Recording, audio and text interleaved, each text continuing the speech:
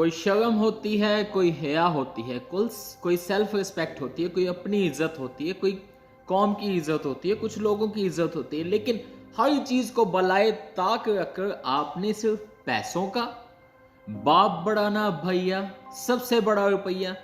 आज हम बात करेंगे रमीज राजा की एक बहुत ही घटिया हरकत की, और उसके साथ साथ हम बात करेंगे पाकिस्तान के आज पहले वार्म अप मैच की जो उन्होंने न्यूजीलैंड के खिलाफ खेला। सबसे पहले बात करते हैं रमीज राजा की। रमीज राजा पाकिस्तान क्रिकेट बोर्ड के चेयरमैन थे और उन्होंने एशिया कप होने से पहले ये कहा था कि इंडिया को एशिया कप जो है वो पाकिस्तान में आके खेलना पड़ेगा। इंडिया लाजम आके खेले क्योंकि हम होस्ट हैं एशिया कप की, और इंडिया पाकिस्तान में खेले। लेकिन इंडिया एग्री नहीं हुआ। इंडिया जाहिर सी बात है एक पावरफुल क्रिकेट बोर्ड है, उन्होंने आईसीसी को बोला, आईसीसी ने इंडिया की बात को सुना। इंडिया की बात को सुन के उन्होंने वेन्यू जो था वो श्रीलंका को रखा, और पाकिस्तान को मैचेस खेलने के लिए, इंडिया के साथ मैच खेलने के लिए उधर जाना पड़ा श्रीलंका में। और फिर उसके बाद रमीज राजा ने कहा था ओके ऑलराइट, अगर इंडिया पाकिस्तान में नहीं आता तो हम भी वर्ल्ड कप खेलने के लिए इंडिया नहीं जाएंगे। यही रमीज राजा, इनके यही अल्फाज थे। इन्होंने कहा था कि हम इंडिया नहीं जाएंगे, किसी भी सूरत कुछ भी हो जाए हम इंडिया वर्ल्ड कप खेलने के लिए नहीं जाएंगे। और फिर उसके बाद क्या हुआ कि आज पाकिस्तान और न्यूजीलैंड का वार्म अप मैच था, पहला वार्म अप मैच था, और उसमें टॉस किसने करवाया, उसमें कमेंट्री किसने की, उसमें माइक पकड़ के कौन घूम रहा था आगे पीछे? रमीज राजा साहब, आपको कुछ ना कुछ तो ये सोचना चाहिए था, कुछ ना कुछ तो शर्म और हया होनी चाहिए थी कि आप पाकिस्तान क्रिकेट बोर्ड के चेयरमैन थे और माइक पकड़ के आप एक कमेंटेटर की रिस्पॉन्सिबिलिटी वहां पे कर रहे थे। चाहे जितना भी पैसा दिया आपको बीसीसीआई ने या फिर आईसीसी ने जितना भी ऑफर किया, लेकिन आपकी एक सेल्फ रिस्पेक्ट थी, आपकी कौम की एक सेल्फ रिस्पेक्ट है, जिसको आपने हर चीज को एक साइड पर रख के आप वहां पे कमेंट्री करने के लिए चले गए। एटलीस्ट और कुछ नहीं तो आप ये सोच लेते कि आप पीसीबी के चेयरमैन थे, पीसीबी के चेयरमैन, और आप अभी वहां पे माइक पकड़ के वहां पे घूम रहे कमेंट्री कर रहे हैं। हद होती है यार, कुछ भी आपने नहीं सोचा, सिर्फ पैसे को। आपका यूट्यूब चैनल है, आपका सोशल मीडिया का प्लेटफॉर्म है, अगर आपको पैसों की इतनी जरूरत है तो वहां से आप बहुत अच्छे पैसे कमा सकते हैं। वीडियोस डाल के आप बड़े अच्छे पैसे कमा सकते हैं सोशल मीडिया से, आपको कहीं भी जॉब नहीं मिलती। या फिर आपको पैसों की इतनी ज्यादा तो तंगी नहीं हो सकती कि आपको मजबूरन वहां पे कमेंट्री करनी पड़ी। हाँ, हम इस चीज को मानते हैं कि आप अच्छे बोलने वाले हैं, आप अच्छे कमेंटेटर हैं, अच्छे अल्फाज में बात कर सकते हैं, लेकिन इसका हरगिज मतलब नहीं कि आप अपने मुल्क की, आप अपने कंट्री की इज्जत की धज्जियां उड़ा दे पकड़ के। शर्म आनी चाहिए आपको।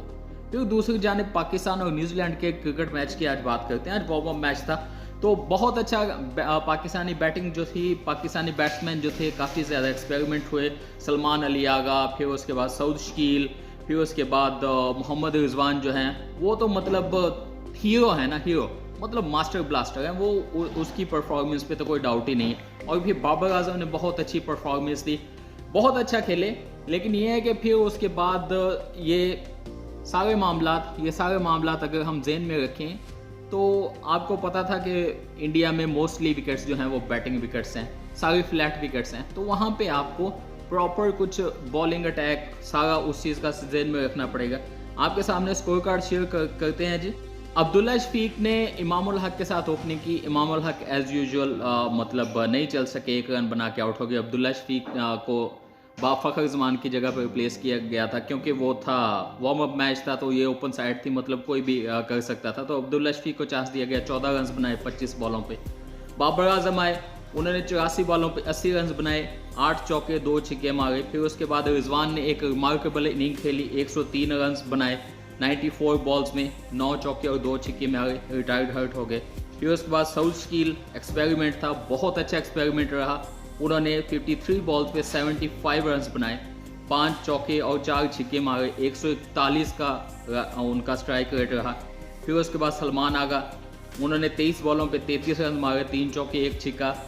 फिर उसके बाद Shadab Khan in and out, 16 run बनाए, 11 बॉलों पे 2 छक्के वापस। फिर उसके बाद इफ्तिखार अहमद ने 3 बॉलों पे 7 रन बनाए, टोटल 345 रन बनाए 5 विकेटों के नुकसान पे।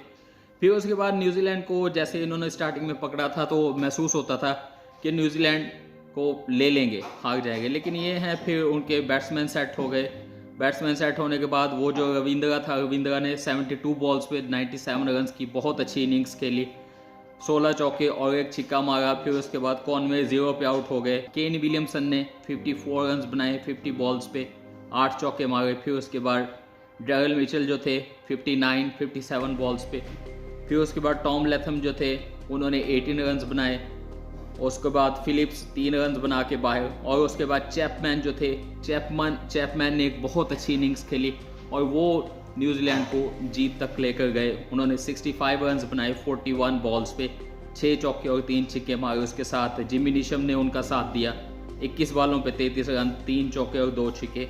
फिर उसके बाद न्यूजीलैंड ने 43.4 ओवर में 5 विकेट के नुकसान पे ये रन पूरे कर लिए। फिर उसके बाद पाकिस्तानी बॉलर्स को जो कुट पड़ी है वो तकरीबन हर बंदे को पड़ी। हारिस रऊफ को 4 ओवर में 36 रन, हसन अली को 7.4 ओवर में 66 रन, सलमान अली यादव को 8 ओवर में 60 रन।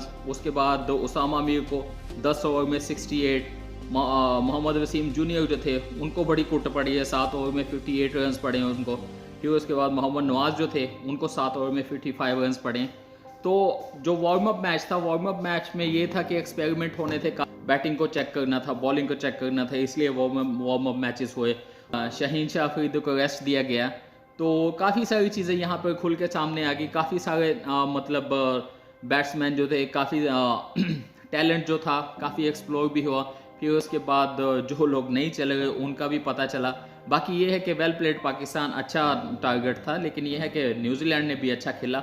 पाकिस्तान को फर्दर जो है ये सोचना पड़ेगा, इस सोच के साथ आना पड़ेगा कि इनको अपना बॉलिंग अटैक जो है, बॉलिंग अटैक मिडल ओवर्स में जैसे कि विकेट्स नहीं मिल रही, उसको प्रॉपरली स्ट्रॉन्ग करना पड़ेगा।